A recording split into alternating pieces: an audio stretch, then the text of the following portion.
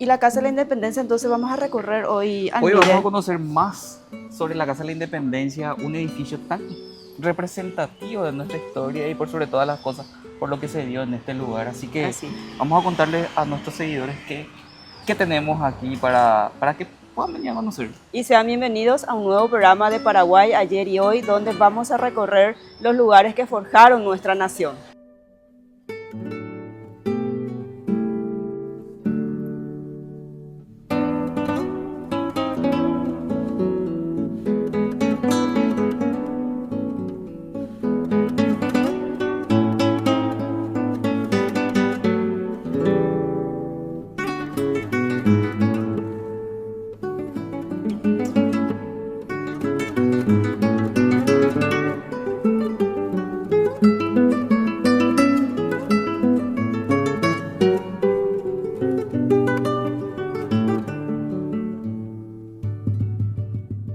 ¿Qué tal, Almides? ¿Qué tal, Alcaraz? Hugo? Un gusto compartir contigo, estar contigo nuevamente en este programa. Tenemos el tema de la independencia nacional hoy, ¿eh?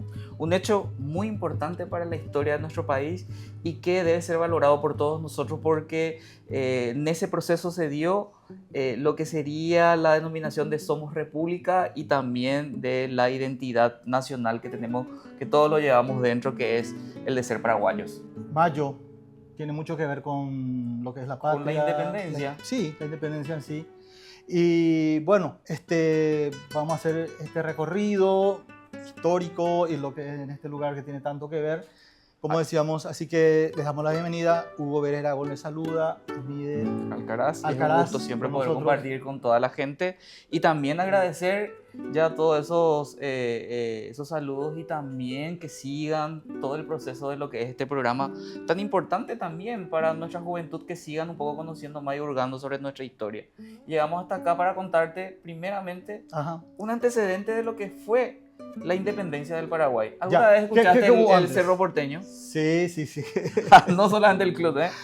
No, pero y vamos a ver justamente por qué el Club Cerro Porteño tiene ese nombre. Así ¿Verdad? mismo. Entonces, se remonta un poco esa Ujú. historia unos meses antes, al 14 y 15 de mayo, y justamente se da en enero de 1811.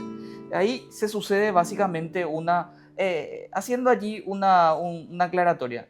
Famoso, hemos escuchado en todas partes que Paraguay no alzó armas para ir en el proceso de su En el proceso de independencia, independencia, sí. o mejor dicho, el 14 y 15 de mayo. Pero sí hubo armas antes de esa jornada del 14 y 15 de mayo. Y se dio como un antecedente importante a nuestra independencia. Y allí nos vamos hasta la ciudad de Paraguarí. La ciudad de Paraguarí fue escenario de una batalla muy importante que sirvió de antesala para el proceso de la independencia que después se daría con nuestros jóvenes aquí en Asunción. Estoy hablando de lo que es del Cerro lugar Porteño. que se llamaba Cerro hoy día Porteño. Cerro Porteño, ¿verdad? Cerro Pero Porteño. antes tenía otro nombre. El lugar, los de la zona lo Ajá. siguen llamando Cerro Mbaé. Cerro Mbaé y más conocido como Cerro Porteño. Pero ese era el lugar donde estaban asentados el ejército que venían de la provincia de Buenos Aires y que se asentaron en campamento en ese sitio. Y el ejército de la provincia del Paraguay estaban más hacia la ciudad, en lo que serían las cercanías del arroyo Yucurí, ya pegada a lo que sería la ciudad.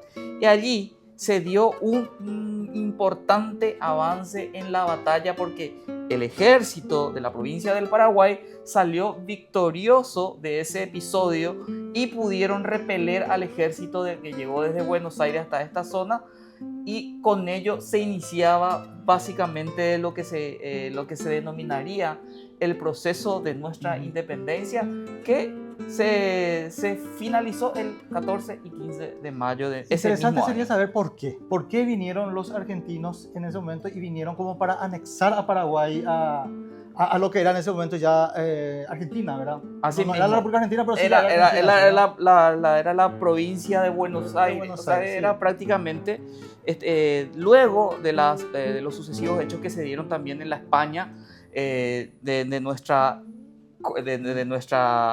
madre patria, como Sí. lo llamábamos, con las rupturas, las caídas de la corona, se sucedieron importantes hechos en todo el territorio. Claro, y una de las primeras fue Buenos Aires. Sí, tenía que ver con que el rey en ese momento estaba preso. Estaba aprisionado y lo tenía Napoleón, ¿verdad? Exactamente. Entonces era ahí a quién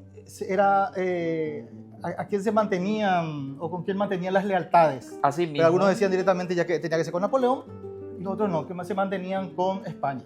Así mismo. Con el rey de España que estaba prisionero. Sí mismo. Entonces con esa debilidad que se dio en la corona de España se sucedieron importantes hechos de independencia en Latinoamérica que hoy día conocemos, ¿verdad? Como Latinoamérica, todo lo del Cono Sur. Y se inicia con Buenos Aires. Y Buenos Aires lo que quiso es justamente anexar a la provincia del Paraguay o unir a la provincia del Paraguay ya un territorio que mucho antes venía de forma independiente y autónomo llevando adelante todo lo que es esta parte del territorio de la España en ese entonces. Y con la intención de anexar esta parte del territorio, el gobierno de la provincia de Buenos Aires, ya en ese momento proceso ya de la independencia misma de Buenos Aires, viene y se llega hasta esta zona de lo que nosotros conocemos Paraguarí, y luego para repelerlo definitivamente en la zona del río Paraná.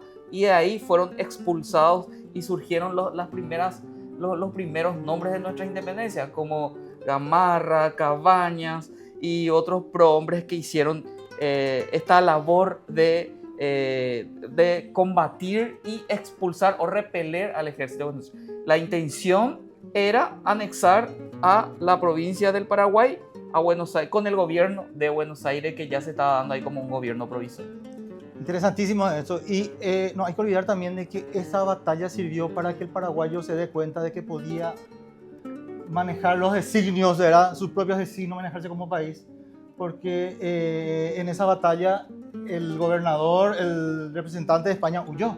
Así mismo. ¿Verdad? Tuvieron que buscarlo de lejos para avisarle, ¿saben qué? Nosotros nos hicimos cargo de la batalla, ganamos la batalla, venía a hacerte cargo, ¿verdad? Se dio esa situación tan rara, tan especial, claro, ¿verdad? Claro, más adelante vamos a hablar de eso, pero acordate que el gobernador Velasco era un personaje muy querido en la Asunción de aquel entonces, la provincia del Paraguay. Pero se dio un hecho importante así cuando vinieron ya con los ataques que se dieron en Paraguarí, en la batalla de Paraguarí, huyó.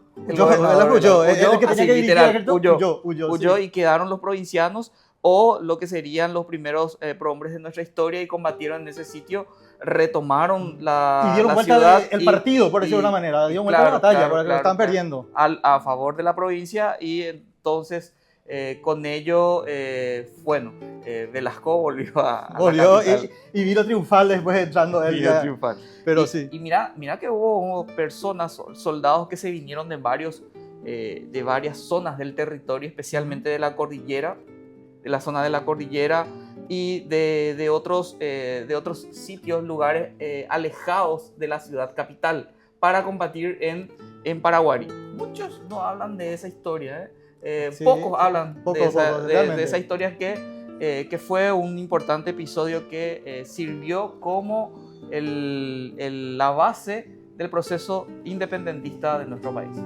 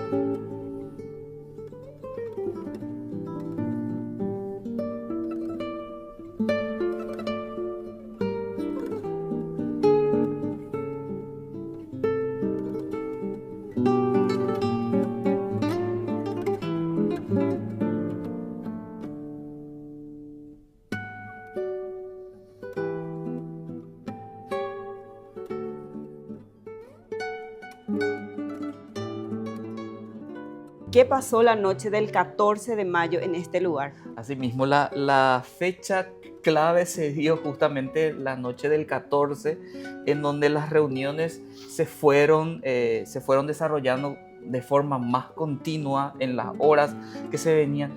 Antes el toque de queda se daba a partir a más o menos al oscurecer y ya casi nadie estaba en las calles. Pero algunas personalidades de la sociedad asuncena, como también los soldados y algunos representantes de lo que sería el gobierno de la provincia, sí podían movilizarse. Y esta casa era una casa importante por ser de una familia muy importante en aquel entonces y que estaban relacionados con muchos milicianos o con muchos referentes que hoy día lo conocemos como protagonistas de la independencia. Estamos hablando de la familia de Sáenz. La familia Sáenz. Martínez Sáenz. O sea, en realidad la familia Martínez Sáenz. Sí. Y que eran parientes también de Pedro Juan Caballero. O sea, y por eso dio... entonces Pedro Juan Caballero era sobrino del dueño de la casa y Era por sobrino. eso es que él venía a posar tranquilamente en este lugar, pasando desapercibido. Totalmente, porque las familias podrían reunirse. Además, te cuento otra cosa más. Aparte de Pedro Juan Caballero, habían otras afinidades sentimentales y familiares aún más. ¿Por qué? Porque acá sobre Palma, las características antes de la Asunción no eran las cuadraturas que hoy día conocemos. Eran como que seguían líneas de donde corría el agua o de arroyos, o sea que era totalmente diferente, digamos, desconfigurada la calle en aquel entonces. Y esta casa unía justamente con la casa de otro pariente y otro prócer, de Juan Bautista Rivarola, que era primo de Pedro Juan Caballero. Y por eso y se por reunían eso se acá. reunían acá y no despertaban ningún tipo de sospecha para el gobernador y mucho menos para lo que era la guardia o lo que eran los cuarteles. ¿Por qué? Porque los cuarteles, Rocío, también se contaban con los parientes de Juan Bautista Rivarola y otros que estaban de novio. Estamos hablando de los que eran en aquel entonces importantes milicianos de los diferentes cuarteles. Estoy hablando de los hermanos Acosta, que eran primos de Juan Bautista Rivarola y a la vez primos de Pedro Juan Caballero. Sí. Entonces, esas reuniones que se daban acá no despertaban ningún tipo de sospecha y podrían llevarse adelante cualquier hecho. Entonces, desde aquí es que empezaban a tener conexiones o avances en los diferentes cuarteles que se tenía alrededor de lo que hoy día nosotros conocemos, lo que es el Congreso, el Cabildo y la Catedral. En esa zona básicamente estaban asentados todos los cuarteles. El cuartel de la Ribera, el cuartel de la Victoria, el cuartel de lo que era también la guardia del gobernador. Y entonces en cada uno de esos sitios había un representante con quien ya se tenía conversado que esa noche debía ser tomada a fin de que reciban el apoyo y el soporte para poder ir a Velasco a pedir lo que sería el poder del gobierno de la provincia. Bueno, se decidió que se haría la revolución de la independencia del país. Salieron de la casa, salieron por el callejón hasta la casa de los gobernadores. Así mismo. ¿Quién fue la persona clave que hizo esa intimación al gobernador Velasco en ese entonces? Sí, hay varias figuras que hay que un poco resaltar. Aquí el principal protagonista que llevó adelante todo lo que sería la estructura de la toma de gobierno fue de Pedro Juan Caballero. Pedro Juan Caballero. Sí. Y la mayoría no pasaba, no llegaba ni a los 35 años. El más viejo era Doctor Francia, que no estaba esa noche en el proceso de lo que sería la toma de poder, sino que eran los jóvenes. Y desde este lugar salió Iturbe en varias oportunidades hasta lo que conocemos hoy, o prácticamente ya no contamos con lo que era la casa del gobernador, pero que estaba frente al Cabildo, estaba la casa del gobernador, y en 2 oportunidades se fue a pedir en nombre de Pedro Juan Caballero que Velasco entregue El mando. el mando a los que estaban llevando adelante la revolución, especialmente a Pedro Juan Caballero. Entonces, ese proceso se dio con la salida desde lo que es el callejón histórico. Ese callejón histórico referencia un poco las características de las calles de la época de la vieja Asunción. Y de ahí salieron hasta la casa del gobernador. Se le intimó al gobernador, se les dio algunas que otras proclamas al gobernador, como por ejemplo, se le intimó diciendo al gobernador que si él no entregaba el mando, ya la artillería estaba pendiente de lo que diga, si aceptaba o no. Si no aceptaba, se encendían las mechas y todo el poderío de lo que sería esa artillería, decían, que iba a recaer sobre su casa y sobre él.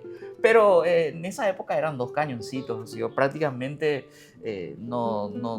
quizás no se tenía toda la fuerza y toda la capacidad destructiva que podíamos decir, pero había un antecedente importante de estos jóvenes que prácticamente ya estaban vinculados con los que estuvieron en Paraguay. Estoy hablando de Cabañas, de Gamarra, que ya estaban en el ojo de todo lo que era el gobierno de la provincia del Paraguay. O sea que ya había un temor con relación a eso. Y quizás todas esas situaciones y con los antecedentes que se dieron y más que ya manejaban el dato de que el 25 de mayo se iba a hacer la revolución para que coincida con la de Buenos Aires, y los jóvenes, los intrépidos jóvenes, también se enteraron de que el gobernador manejaba la información, adelantaron para el 14 y 15 de mayo. Por ese motivo, entonces. Por ese motivo. Bueno, se dio el hecho de la independencia del país, sucedieron varios hechos y después se dieron independencias de otros países, también tomando ejemplo el nuestro, porque el nuestro da la casualidad de que es sin derramamiento de sangre a comparación con otros países de la época. Sí, pero recordemos lo que hablamos hace un momento con relación a la situación que se daba con todo lo que es, mira, bueno, estoy haciendo como que el mapa de Europa, que estaba cambiando con su situación con la caída justamente de la corona española y debilitó el sistema de gobierno y se olvidó de las provincias del sur. Entonces, ¿qué pasó? Como que también los gobiernos se debilitaron aquí.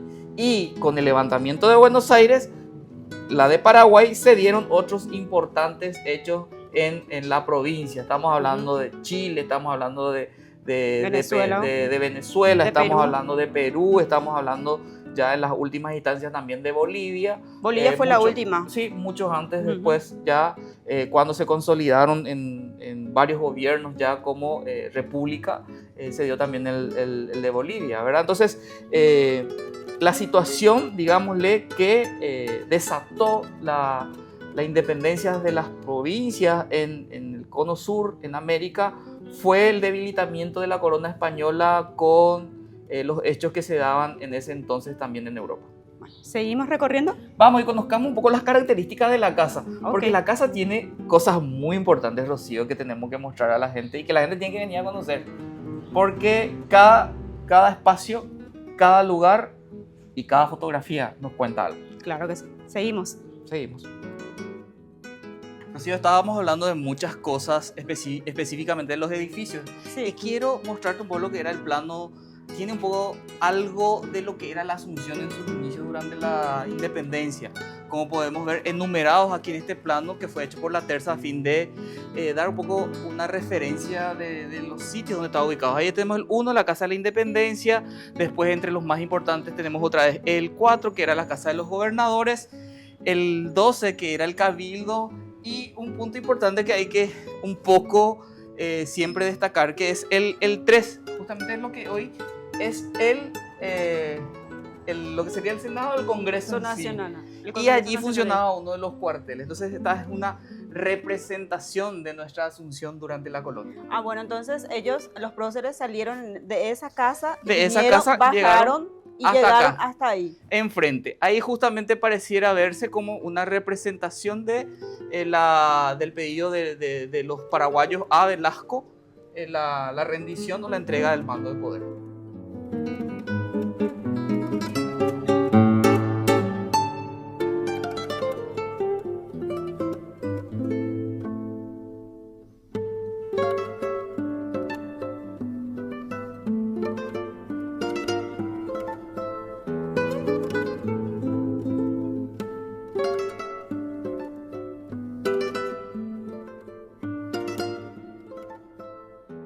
llegamos a otro punto de la Casa de la Independencia. Tiene varios salones. Este sería el escritorio, como sería una sala de reunión o de recepción en algunos casos, ¿verdad? Una oficina. Y aquí encontramos algunos elementos, vestigios de la Independencia. Tenemos este arcón, que es el baúl, lo que sería la valija de antes, y que perteneció a uno de los próceres, a Juan Bautista Rivarola. Este era el antiguo ropero de la época, sí, ¿verdad? Sí, donde se guardaban todos los insumos necesarios. Y esto se llevaba consigo cuando viajaban. ¿Sí? Cuando se trasladaban de una ciudad a otra. ¿Y de esta pintura qué puedes decir? Y bueno, tenemos aquí una pintura muy representativa, porque aparece también en el billete de 10.000. Si pueden después observar, mirar en el billete, aparece este mismo cuadro. Y hay otra que se tiene en la casa de gobierno, en el Palacio de López, uno mucho más grande. Esto se mandó a hacer para el centenario de la Independencia, se mandó a hacer desde Asunción, y el autor de esta obra realizó un dibujo pensando en cómo podía haber sido nuestra independencia, ¿verdad? Pero sí fue hecha para Asunción, fue hecha para nuestro país, pero con unas características que son más bien del Río de la Plata. Haciendo la salvedad, entonces, de porque siempre se dijo que no para corresponde, que era para Buenos Aires, y se confundieron. Se mandó a hacer para acá, pero las características son más bien relacionadas a otros hechos que se dieron en el Río de la Plata. Porque recordemos que nuestra historia habla de que se le intimó a Velasco en la Casa de los Gobernadores. Entonces, por ello tenemos este cuadro, y aquí Jaime Bestar, que es un cuadro ya más representativo con relación a la independencia, en donde le vemos a Iturbe, le vemos pidiendo el mando a Velasco en este proceso tan importante que era ya el día 15 de mayo, cuando el gobernador le entrega justamente el mando de poder, y llega hasta Pedro Juan Caballero. Entonces son dos cuadros muy representativos que nos hablan más bien de lo que fue aquella gesta del 14 y 15 de mayo.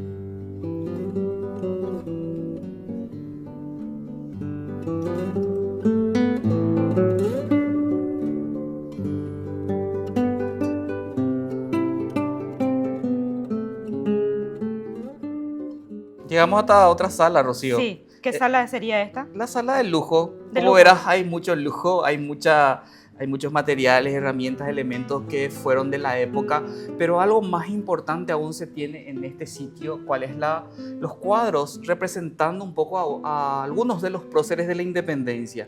Y estos también fueron elaborados a fin de conmemorar un poco el primer centenario de la independencia, y también un dato muy importante que debemos manejar todos con relación a estos cuadros es que el pintor tuvo que hacer una investigación del árbol genealógico para poder identificar a los descendientes, ir hasta los descendientes y hacer prácticamente cómo pudieron haber sido los próceres de nuestra independencia, utilizando los rostros de sus de sus descendientes, usando los rostros de sus descendientes como para poder recrear estos cuadros. Pero hay uno que sí es más real y es más importante. Esto era porque durante el auge de la venta de lo que eran también en aquel entonces el comercio, vinieron unos europeos y pudieron dibujar el rostro y las características de uno de nuestros próceres. Estoy hablando siempre de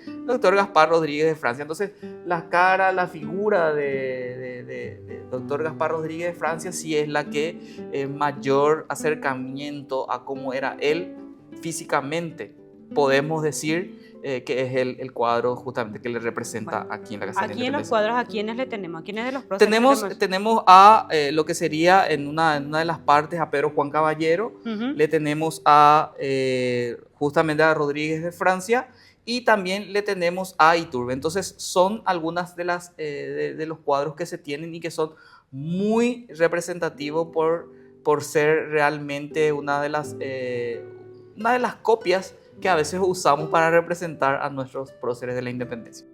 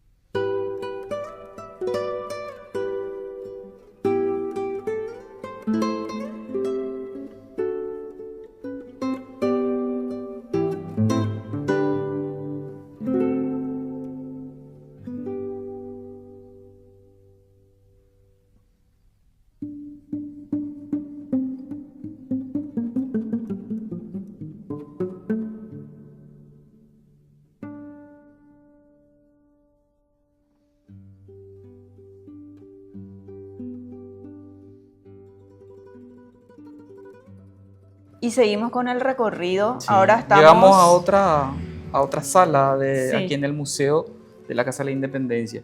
Y como ves una cama, Sí, ¿a quién pertenecía? ay, bueno, y es el dormitorio entonces, ¿verdad? Ajá. Esta es una cama auténtica que perteneció a uno de nuestros próceres, a Fernando de la Mora, uno de nuestros grandes próceres de la independencia, y con él se puede, o sea, con ella, con la cama, se pueden observar otros elementos que eran propios de lo que es la vida en aquella época. Aquí te hago una referencia un poco importante, ya que estamos hablando de muebles y de edificios, ¿verdad? Ujú. En aquella época, los que eran más pudientes eran los que podían tener el tejado o el techo con las tejas que hoy vemos Sí. actualmente en la Casa de la Independencia. Los de las otras casas eran de otros materiales más autóctonos, como por ejemplo de paja, De paja, y otros claro. elementos que se tenía a mano. Entonces, esa diferenciación se da y se dio en aquella época también con relación a la capacidad o quién tenía más dinero, era más acaudalado en la época. Entonces, esas eran unas características propias. Y esta casa sí era una casa de unas personas que tenían, más se dedicaban al comercio, y entonces tenían la posibilidad de hacer ese tipo de construcción. Encontramos, por ejemplo, también sillas, encontramos el que eran para tejer, lo que son para el hilo, y otros elementos propios de la época que son demasiado importantes para... Los arcones, el biombo. Otro arcón que encontramos que pertenece al mismo prócer que ya habíamos hablado al inicio, del prócer Juan Bautista Rivarola. También destacar un poco que en este lugar tenemos dos telares demasiado importantes y que son de la época. En serio. El Aopoí, que perteneció Sí. a uno de los próceres, y Poncho de 60 listas, que vienen de esa época ya como un patrimonio. una ropa, sí, como un atuendo, mejor dicho, que se utilizaba en la época. Nuestros próceres usaban el Aopoí. El Aopoí, sí. Si te fijas después, tienen una característica, una terminación tan fina, y por sobre todas las cosas hace eso como más atractivo al observar el tejido, ¿verdad? Atractiva toda la que es la característica que tiene con los bordados que tiene, esas cosas que hoy día pareciera como que no son iguales a aquel periodo. Entonces, invitamos también a la gente que venga Que y vengan a ver y observa, conocer lo que es la Casa de la y a Independencia. observar esos elementos que son importantes. Ya, dijiste dos tejidos, el Aopoí Sí. y el poncho de 60 listas, que desde esa época nos viene hasta ahora, hasta nosotros, y seguir usando eso como Así algo mismo, patrimonio el poncho cultural. y el Aopoí ya se usaba, es posible de la época de Francia mismo, ya se utiliza, y te doy acá un dato importante. El poncho y otros elementos como el Aopoí se fortalecieron algunos pueblos gracias al doctor Francia. ¿Cómo? Él había designado a través de una imposición a los pueblos a qué actividades se iban a dedicar. Entonces así fue distribuyendo algunas actividades específicamente, por ejemplo, citarle a Piribebuy, que a Piribebuy le dio la potestad o ordenó que en ese lugar se desarrollen o se elaboren el poncho, en este caso el poncho de 60 listas. Y así otras ciudades también con otras actividades. ¿Seguimos con el recorrido? Seguimos para culminar ya. Para culminar.